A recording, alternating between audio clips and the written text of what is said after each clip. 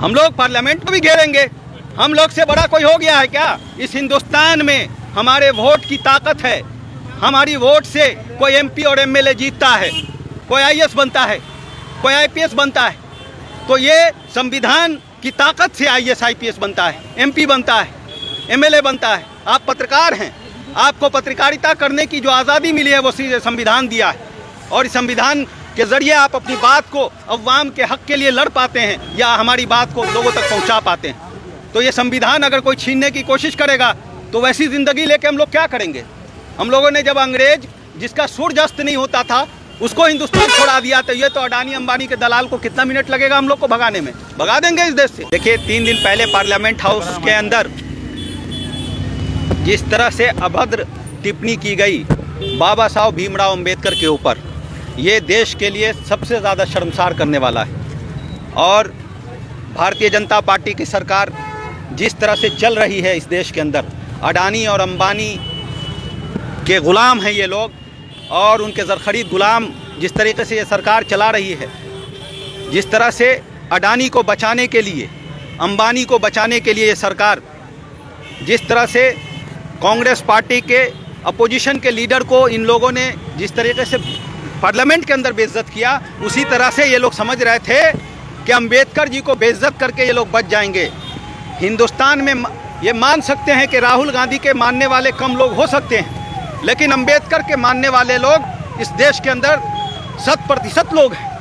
आज इस देश के अंदर अगर हमको बोलने की आज़ादी है,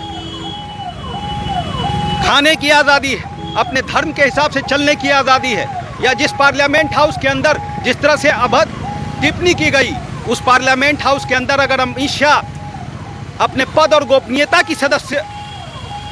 की भी जो शपथ लेते हैं, वो कहीं ना कहीं वो संविधान के दायरे में लेते हैं, और वो संविधान का दायरा ही था जो अमित शाह जैसे तरीपार लोग को पार्लियामेंट हाउस के अंदर और इस देश का गृह मंत्री नियुक्त किया गया। और वो व्यक्ति अगर इस तरह की वाणी का प्रयोग करे तो ये कहीं ना कहीं हिंदुस्तान के एक आदमी को लगती हुई बात है। पहले तो इन लोगों ने हमारे देश की आत्मा, इस देश के कॉन्स्टिट्यूशन पे अटैक किया। इस कॉन्स्टिट्यूशन के बाद ये इस कॉन्स्टिट्यूशन के लिखने वाले पे अटैक कर रहे हैं। ये हिंदुस्तान किसी भी कीमत पर न बर्दाश्त करेगा और न बर्दाश्त करने के लिए तैयार है। चाहे इसका परिणाम गर्दन कटा के देना पड़ेगा, हम लोग गर्दन कटा के देंगे और इस देश को बचाएंगे, इस देश को महफूज रखेंगे।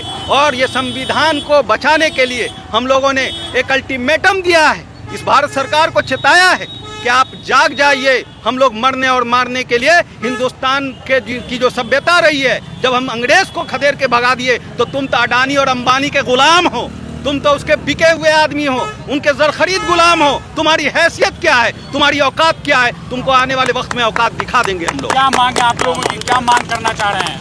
हम लोग तत्काल प्रभाव से अमित शाह के ऊपर एफआईआर हो और उनको इमीडिएट बर्खास्त की जाए, और इस सरकार एक ऐसा प्रोविज़न लाए कि वो जिंदगी में कभी भी न किसी भी पद के लिए वो चुनाव नहीं लड़ सके। वो एक देश का अभियुक्त है, इस देश के 125 करोड़ लोगों के दिलों को दुखाया है उसने। अडानी के और अंबानी के गुलामी के तहत उसने इस देश के लोगों के दिल को चीर दिया है।